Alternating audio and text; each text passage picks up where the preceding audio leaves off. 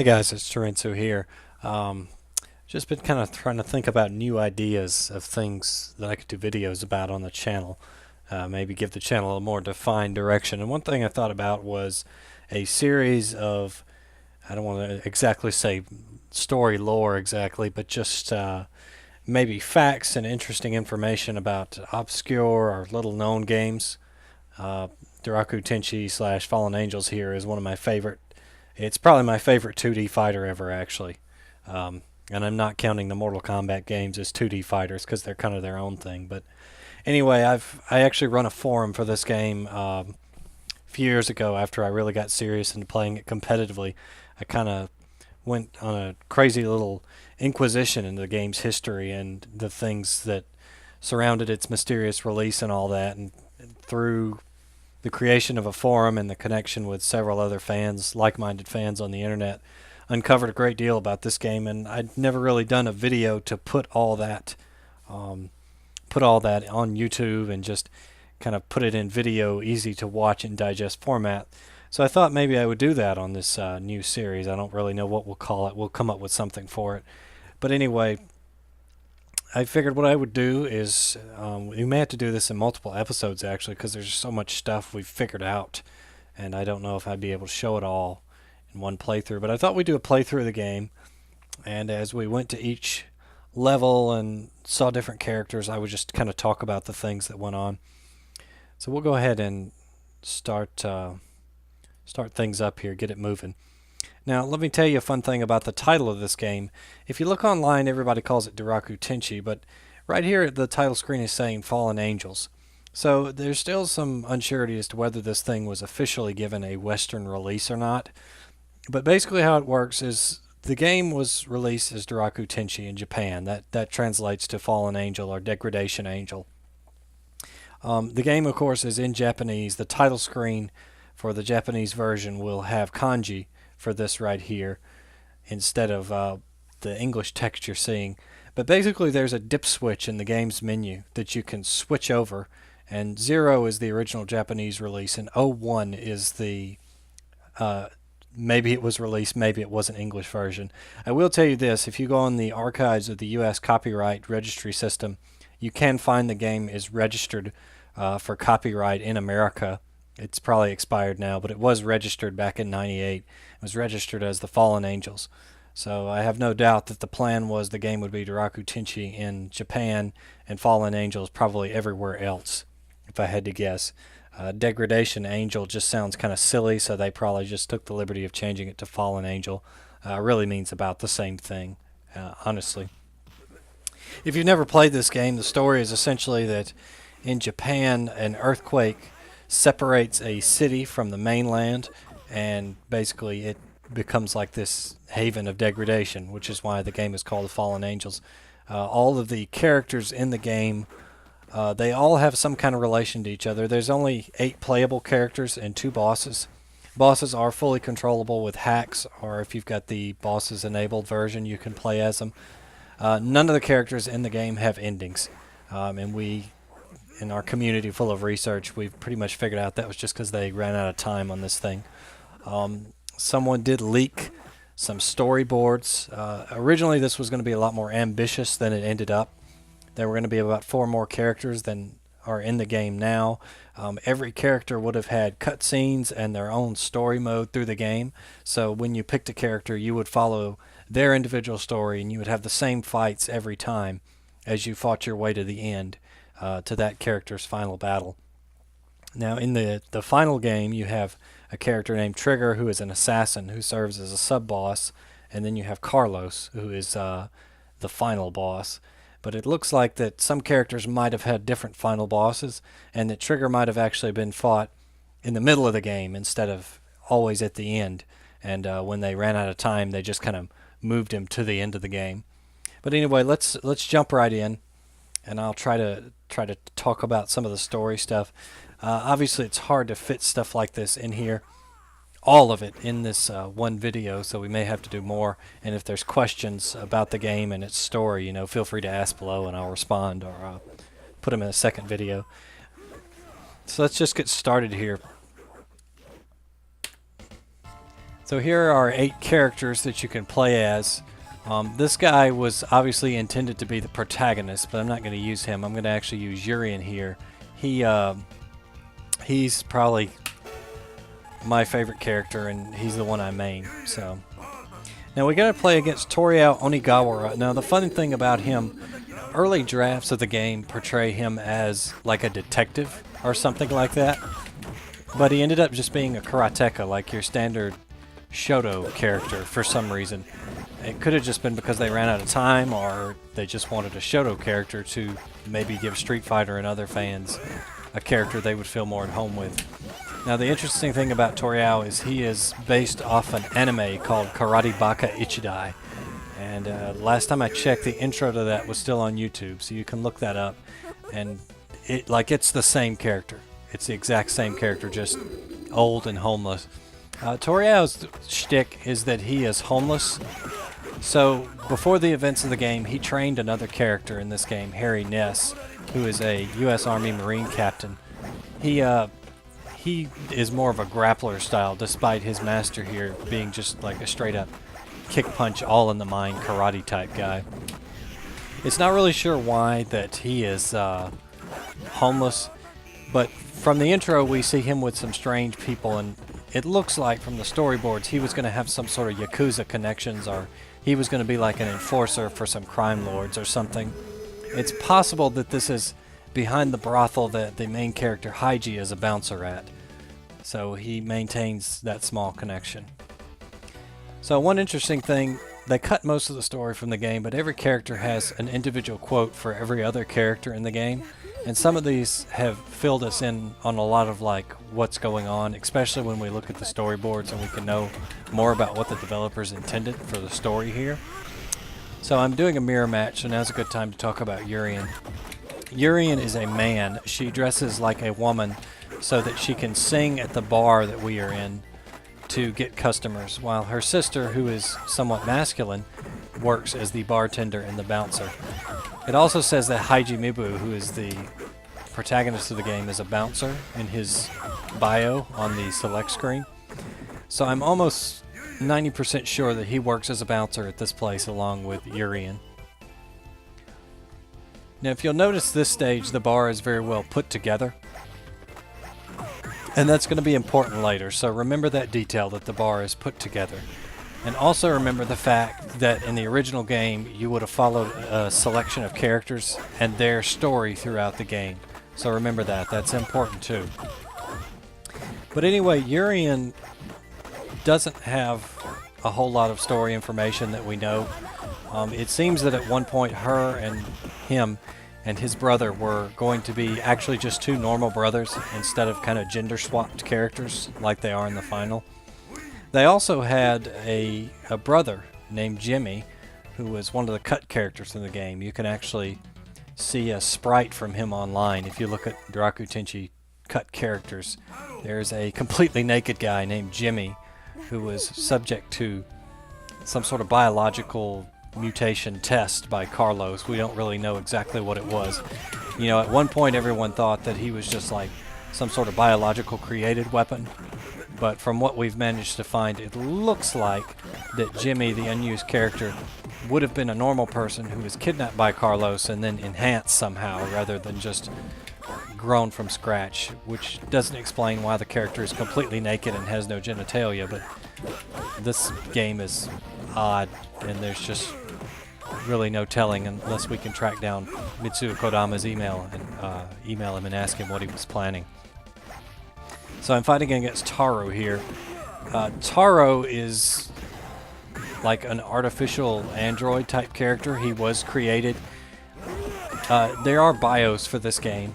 You can actually find the Japanese bios online, and if you translate Taro's bio, it's essentially he was created and he doesn't know who he is or where he came from. All he remembers is that there was this guy named Matthew that took him in and took care of him after he escaped from wherever he was. And that's basically all he remembers. Taro, as it would come to find out, is actually good friends with EURion and EURion. All of their victory quotes toward each other are amicable, whether you're Taro and you're beating one of the brother and sister, or if you're the brother and sister and you're beating Taro. Both of them have nothing but like nice or friendly competition type things to say to each other. So I'm willing to bet that they're friends and they know each other. It's kind of the same thing with Haiji, who is obviously meant to be the protagonist. None of the characters except the bosses really have anything negative to say about him, which makes me think that he was kind of someone everyone knew or liked, whereas some characters like Trigger are cool, everybody seems to hate.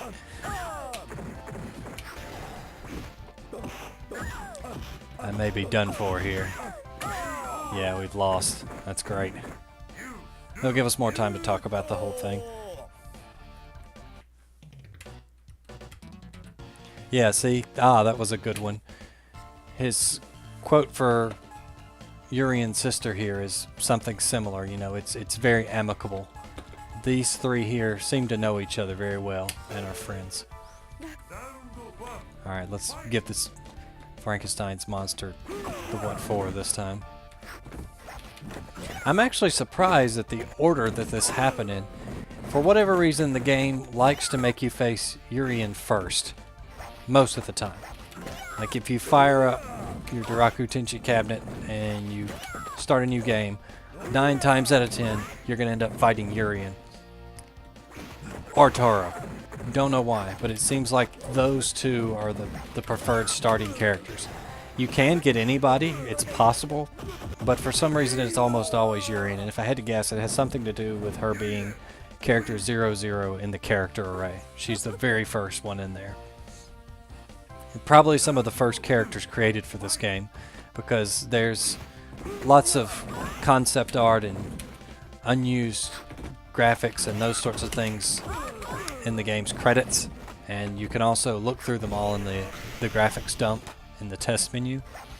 And there's early images of 2 brothers with a similar color scheme to EURion and EURion, so very likely at one point these two were just 2 normal brothers, maybe even 3 brothers, and they were fighting to get back Jimmy, who would have been kidnapped by Carlos and experimented on.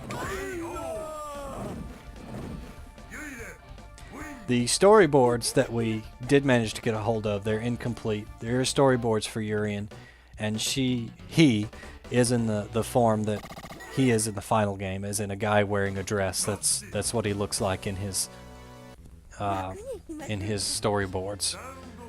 So it looks like the 3 brothers idea got scrapped pretty far on. Rushio Roche here is an interesting character. His name is a reference to some type of fish, I'm not sure. There's definitely a fishing aficionado at Psycho. The bar that EURion and EURion own in the storyboards is referred to as the wind fish. Also, Rushio Roche is basically a pun on some sort of fish. You would have to ask fellow DT fan ex-Gargoyle about that. He could tell you the details behind that. But definitely a fishing aficionado. The development staff of this game, they put in all sorts of references to things that they were fond of. For example, Trigger is very obviously supposed to be an evil version of Vash the Stampede, and that kind of makes sense because of what I said earlier about Onigawara, who is Karate Baka Ichidai, only 30 years older and homeless. It would appear from the storyboards that Roche here, who is listed as a killer in his select screen bio, would have had some sort of mafia connections, probably working opposite Trigger to target Carlos, whereas Trigger works for Carlos.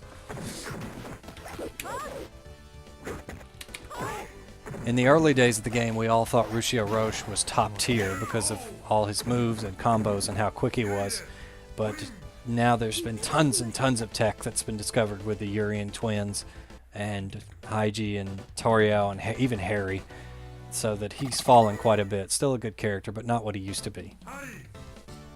So here's Harry. Harry is another interesting character who I think might have been another candidate for protagonist in the game.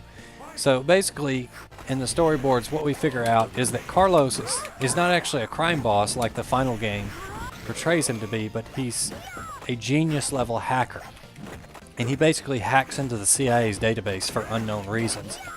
Him doing this results in the United States deploying Harry Ness to Eden, which is the city that disconnected from the Japanese mainland, basically to apprehend him and bring down his evil faction, as Harry calls it. Harry's a family man who's separated from his wife because of his work. He's very much supposed to be like the stereotypical good American soldier who's very moral and virtuous. Like, if you read his bio from the old Japanese website, it says that he hates pornography and that he loves his family, and just a very good old American soldier man, so to speak.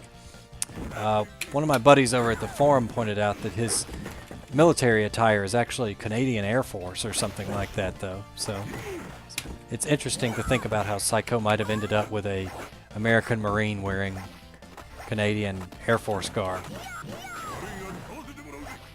Supposedly this level would have been when Harry arrives in Eden, his helicopter is shot down. And so this is his stage, the burning wreck of his helicopter, which he used to get into Eden to track down Carlos with. Harry's storyboards are interesting because they have him facing Trigger as a mid-boss instead of a final boss, like in the final game. So that's kind of where our theory that, Trigger might have been like Weevil in Asura Blade 2. He just kind of was an unplayable character that showed up as a mid-boss and challenged you halfway through the game. Given that Trigger is an assassin, it's very possible, because as the characters started snooping around through their storyline, Carlos would have wanted to get them out of the way like he does in the final game, and sent Trigger to eliminate them. Speaking of Harry and Trigger, it's also very possible that Harry and Trigger knew each other at some point in the past. If you manage to beat Trigger with Harry, Harry says, "I can't believe it would end like this." And if you are Trigger and you beat Harry, he says, "Ha! Are you ready to die for your country?" Which could just be a stab at him being in the army, but it's also possible that they took two different career paths at one point or something like that. Trigger, however, seems very Japanese, whereas Harry is obviously American and from the West, so it's also highly possible that they didn't know each other. But it's a theory that could go either way with the information that we have on the game, unfortunately. Harry has some of the craziest, most damaging supers in the game. He has limited ammo, but he has an attack that basically dumps all of them into you at once. It's his super attack. If you take the full damage from that at anywhere less than full health, the match is either close to or almost done. So it's best to be very careful when he's in red meter like that and he has all his bombs. He also, if that's not enough, has a power bomb attack, which does insane damage. It's a command throw. The command is kind of hard to hit, but if he does hit you with it, you're going to take insanely high damage from that attack. Here's Haiji. Haiji was obviously meant to be the protagonist. He was experimented on by Carlos in the Japanese BIOS calls it a case class program. We're not really sure what it was trying to do. Probably create weapons, but it was called the Ash Children Project. Haiji was number 8, and he was the only one that survived. If you look in the credits at the different cut concepts and art from the game, you can see one of ignore that. You can see one of all the other characters from the game, or not from the game, but you can see a bunch of other characters that have numbers on them, like number 1, number 3, number 4. Supposedly these would have been the other people that were involved in the project that didn't survive. And it also says in Haiji's Japanese bio that he had to fight his way out. So it's very probable that something went awry over at the factory and he basically killed his way out of there and escaped from Carlos. Basically, there are some characters in the game that have specific dialogue with other characters. Haiji is one of the ones who has dialogue with Carlos. He also has the most complete storyboards of all the ones that we have access to. And it's funny because his stage here would have actually been where you fought Carlos for the final battle. It just makes it look like it's someplace that's important to Haiji, but in actuality this is on the roof of the same building that you fight the final boss in. And Haiji is one of the few characters whose ending, obviously it's not in the final game, but we can see what it looked like because of images that were found in the storyboards and in the graphics dump and in the credits of this game. We can see what they had intended for his ending. Sorry, I'm sweating it as I'm trying not to die. Oh, come on, Haiji, don't. It gives me more time to talk about it. It's fine. So there are graphics in the ending which depict Haiji beating the crap out of Trigger and holding Carlos at gunpoint in an elevator. And basically what would have happened was after Haiji beat Trigger, he would have challenged Carlos to a duel.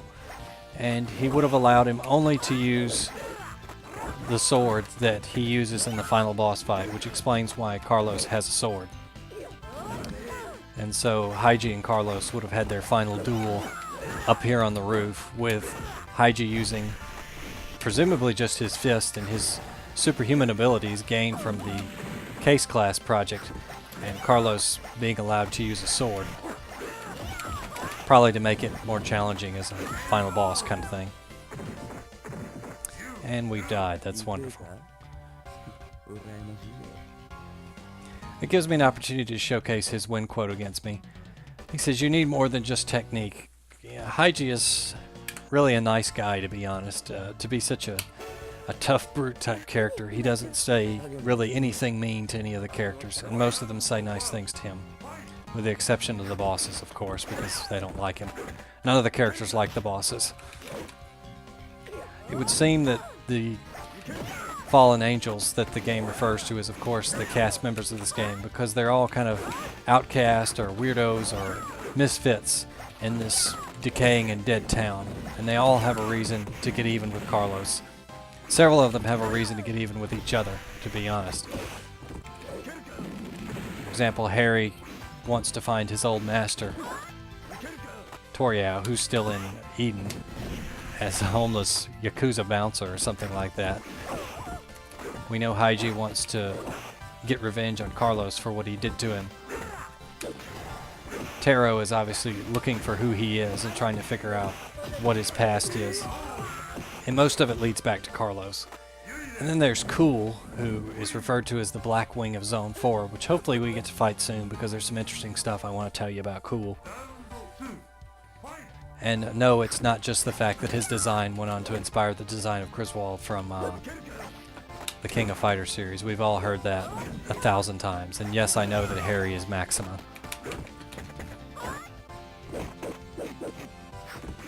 Usually he will do that gut punch after he punches fast several times and you can smack him, but AI is not wanting to cooperate today.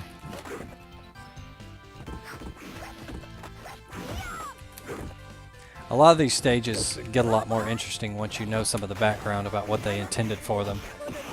This is just a pretty generic rooftop stage for the protagonist of the game, but when you know that it was originally meant to be the site of the final showdown, it gets infinitely more interesting in my opinion. And it makes sense because this takes place at night, whereas most of the other stages take place during the day. So this was obviously meant to be like kind of the end of the adventure type thing.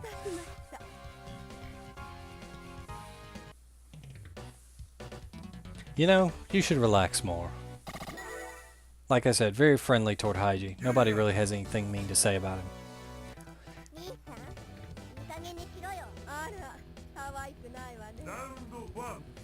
So those two have unique dialogue that you only hear when they fight each other. My Japanese isn't very good, but basically what it amounted to was EURion told EURion to basically ship up, and he told his sister to, you know, stop worrying about it, stop being such a bother. They're a dysfunctional pair, to say the least. If you look at EURion's bio, it says that she doesn't particularly care for her brother, even though they're forced to work together here at the Windfish Bar. Now, if you'll notice, the bar is torn to crap in this one. It's all messed up. There's tables and stuff on the floor. It looks like it's been ransacked. My theory for who did this is Cool, and I'll tell you why.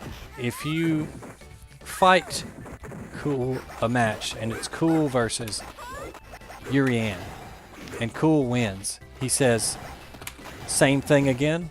What a bother. As in, they fought once before and he won that time too. So I think it stands to reason that those two fought. Now, when you win as EURion versus Cool, she makes it very obvious that she's not fond of him at all. So I think she was definitely fighting him for revenge. So why did Cool come and ransack the Windfish? Well, you have to reach kind of far to get a theory, but when you fight Carlos and Cool, they also have character-specific dialogue at the beginning of the match, and of course an individual win quote like all the other characters. If you beat the game as Cool, Cool basically says to Carlos, "Nobody messes with me," and walks. Cool's occupation is listed as a thief, and other characters call him the Black Wing of Zone 4, which obviously has to do with his garb and his chosen profession. So if I had to guess, he's some sort of professional thief or some sort of power broker in the world of Daraku Tenshi and Eden. My guess is that Carlos hired him to do something involving the Windfish and the EURion twins. It's very possible it had something even to do with Jimmy, maybe kidnapping him to perform experiments on him or something like that. And perhaps when Cool held up his end of the bargain, Carlos didn't pay and betrayed him. Obviously he did something to make him mad, because nobody messes with Cool and walks. Cool stage is also in a prison, and there's broken bars in the background, which seems to imply a jailbreak of some kind. You'll also notice that the cell that's been broken out of is 13, which is unlucky number, which to me is proof that Cool is the one who is broken out of this jail cell. I don't believe we have many storyboards for Cool, but if you look at the official game soundtrack, Cool's title, or Cool's soundtrack, the music that's playing in this stage, is listed in the soundtrack as Bad Rack, R-A-C-K. I believe that's an English mistranslation, and it was supposed to be Bad Luck, just because Bad Rack makes no sense. So you have a cell on Cool stage with Unlucky 13 that's been broken out of, and the name of the music is Bad Luck. So I'd say that's almost certainly a guarantee that Cool is the one who has performed a jailbreak.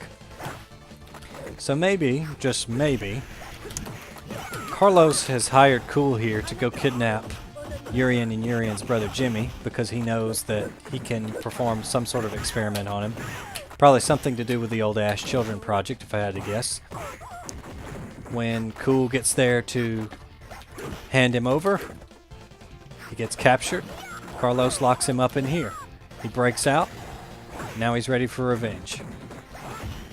So in the process, Cool's mad at Carlos, and EURion don't particularly like Cool either. It makes sense to me. This one's going to come down to the wire. I love it when he does that, because you can jump right over it and smack him with the super. It's beautiful.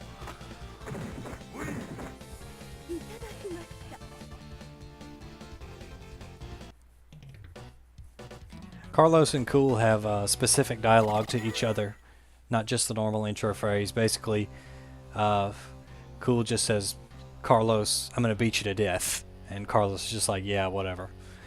So here's an interesting scene. We didn't know about this scene until a few years ago.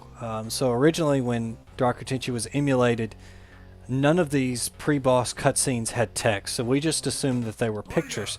But eventually someone who had the actual PCB wrote in to let the MAME team know that there was cutscene text there. And so someone at the MAME team, I'm not sure who, worked on that and got it working and figured it out and put it back in the game. And so we got our first new piece of story information in this game in probably the year since its release, because nobody knew about it. Trigger is a very annoying boss if you're anybody but Harry. It's pretty tough to beat. And what you just saw there is one of the main reasons why is that throw. He has like almost Mortal Kombat 2 level throwing ability. Just kind of throw you out of anything.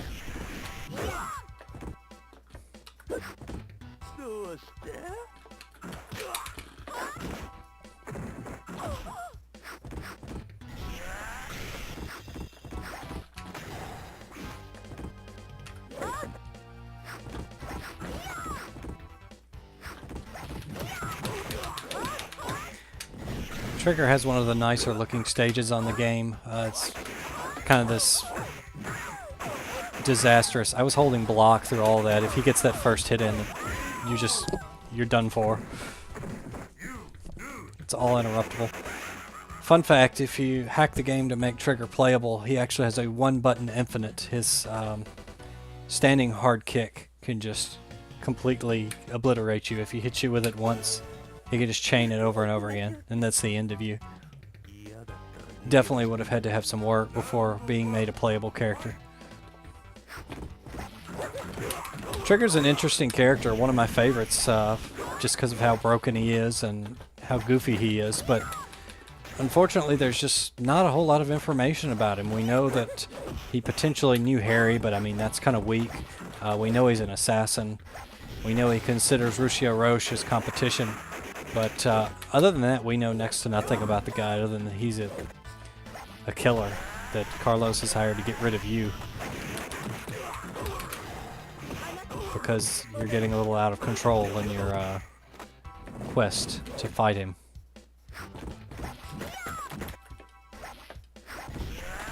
Like I said, the closest thing we have to canon in this game, Trigger and Carlos were both defeated by Haiji as far as we know. Which is kind of poetic because Haiji was... his condition was a direct result of Carlos's meddling.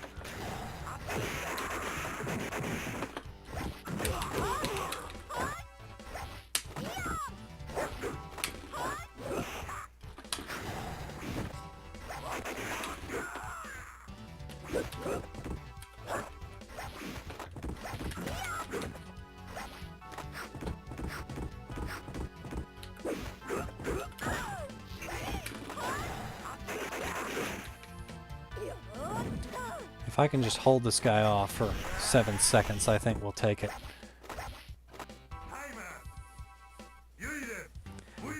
Normally I'd have a lot better luck with this. If you'd like to see perhaps a better playthrough, check the rest of my channel and look at one of my Harry or even my other EURion playthrough, and you'll see a much better performance back when I played this game a lot.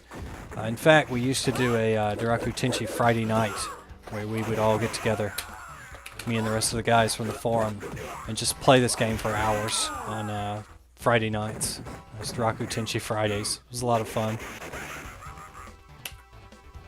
But alas, the death of Caliera and real life and all that other fun stuff just kind of got in the way.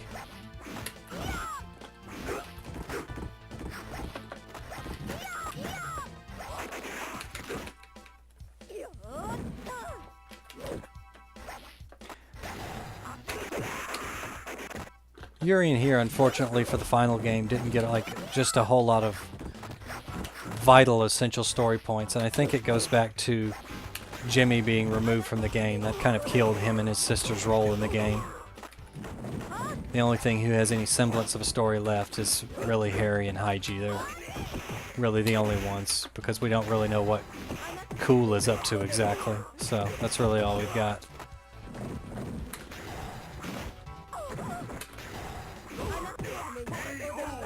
One thing you can do against Trigger, even though it's kind of dangerous, is super spam like that. In fact, most of the time, if you both have super and you activate yours as EURion, he will try to activate his to counter, but yours will actually hit first.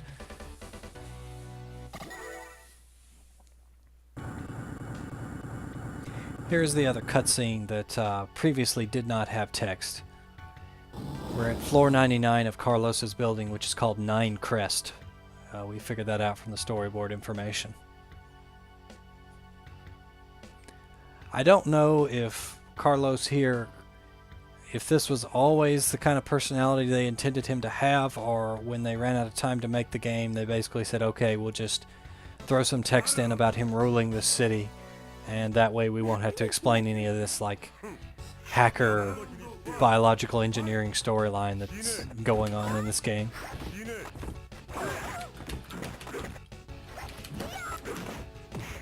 Carlos is like SNK boss level difficult. He's essentially impossible to guard break. I'm not even sure that he has a guard break animation. His guard meter refills so fast. It's also the highest of any of the other characters, which kind of makes sense because he has a sword. The best ways to beat Carlos, as I've found, with any character is cheese, sadly. Not really skill, just cheese, because he has insane reach, his AI is very unforgiving, all his attacks do insane damage, he can guard break you insanely quickly. His super move, if it hits you from the right distance, from when your health is low enough, it's an instant kill. I mean, it does probably 75-80% of your health, especially when he's in red flashing health. It's just ridiculous. EURion's best strategy is just to lock him down with her his long-range kicks. It's just the best thing for him to do. There's actually a video, the Galloping Ghost Arcade has this game. I went there and played it, and I beat the game the same way, doing the same technique. You can see a video somewhere on the channel of me doing that. It's been a while now. Other characters have their own strats for this fight. If you're Harry, the best thing to do is just jump in and power bomb him over and over again, and usually he will fall forward enough for you to win. And if you're Haiji, the best thing to do is the Disaster Trumpet move, which is the one where he charged back and just lets it go, because the attack eats damage, and if you can get the fully charged version in enough times, you can usually kill Carlos. Won by the skin of our teeth. That was an excellent Carlos fight.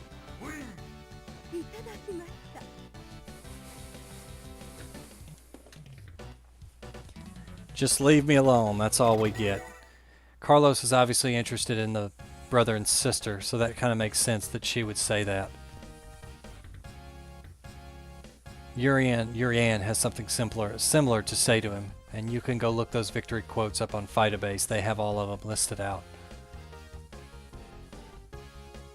There's some concept art. Okay, if you look at this concept art on here on the left, this was a cutscene that would have been in Cool's story mode. It's basically him confronting Carlos. I'm not really sure what's going on. If you look in the first panel, it looks like Carlos is kind of bent over, like he's hurt maybe, and then Cool is like attacking him from the top. It definitely would have been from their confrontation. There's an early Harry art right there. That would have been Snake, another unused character. There's Taro. There's the brother and sister. Taro. See, here's a shot of Cool in jail. So definitely lends credence to the theory that he broke out of there. Here's the other Ash children that I was talking about. So you see you have a number 2, a number 7. I can't really see the others because Programmer is in the way, but you get the idea. These were the other Ash children.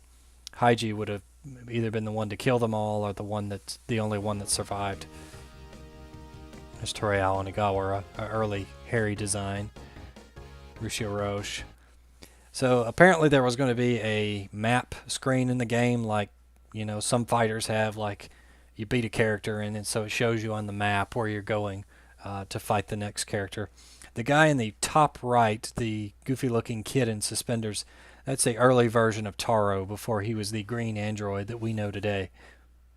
But if you look at this map, it's definitely a map of the city and where the different characters would have been fought.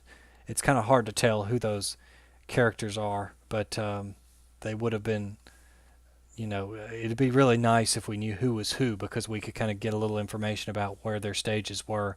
Also, I just realized I've told you a lie.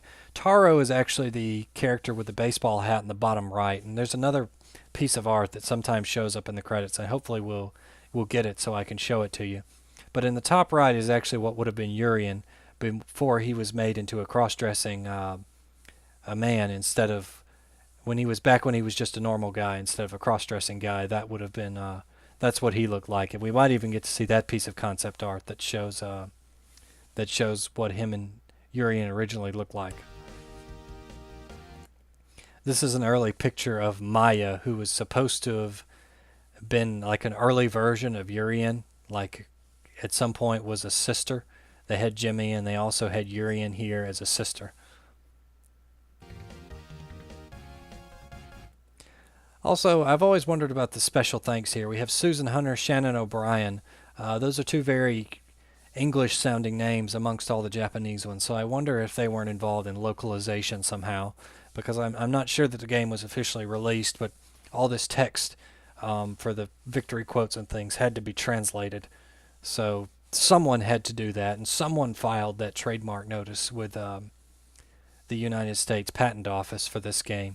So I wonder about those two. I would love to talk to somebody. If you worked on this game, please reach out to me. I'd love to know more about what went wrong, why the game was released so early, what they had originally planned for it. Here's Taro with his cat looking defeated. That was probably a sketch of a defeated pose or something. There is probably early Haiji or something like that. Looks very similar to K-Dash from King of Fighters. Here's a shot of Haiji and Roche, and it looks like they were having a dialogue of some kind, which is unusual because Roche doesn't talk. Here's another Harry. Taro. Earlier EURion sketch. Yeah, so unfortunately we didn't get to see a lot of the more interesting characters or sketches in that credit sequence. Sometimes you can get sprites of the missing characters. You can get pictures of Lapis, who is another one of the cut characters. You can get, there's an image of EURion and EURion back when they were just two brothers. Very, very interesting stuff in there. I would love to go into the game's bitmap dump and show it to you right now, but unfortunately, to do that you have to go and mess with the palette a little bit to get the palette right for each one. So it takes a little bit of time to set up. Most of those images can be found on the forum if you're interested and you want to talk about those images. Just Google Daraku Tenshi forum. It's an Envision-free forum, and it should be one of the first things that comes up. Actually, I think it's a Zeta boards now because I believe they bought out Envision-free, but you can find that on Google. I'm definitely going to have to do a part 2 to this video because there's just so much stuff that I didn't get to cover, and I was already having to rush to make it into a 2-round playthrough. But I think next time we'll go in depth with the bitmap dump, and we'll look through all those images in there, and we'll talk about what we've been able to figure out about them and where they came from. Some very interesting stuff in there. So just while we're doing that briefly, you notice that Haiji was sitting in the alleyway there. These two men appear to be Yakuza, and it looks like at one point Torrio was going to be involved with those guys, organized crime, somehow. It says that Haiji, his Japanese stuff says that he works as a bouncer at a brothel, and Torrio's stage takes place in a kind of a sketchy back alley type place. So if I had to guess, it's the same place, and for some reason he's back there.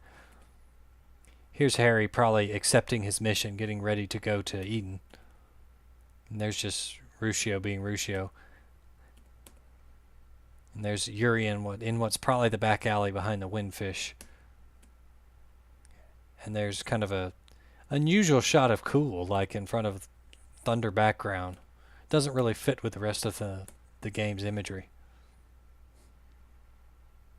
Anyway, that's all we got time for today. It's been a long enough video. There were a few weird pauses in there. It's coming a crazy thunderstorm here tonight. The dog's going crazy, so I had to stop and edit a few things out. But anyway, we definitely got to do a part 2. So I hope you guys enjoyed this video.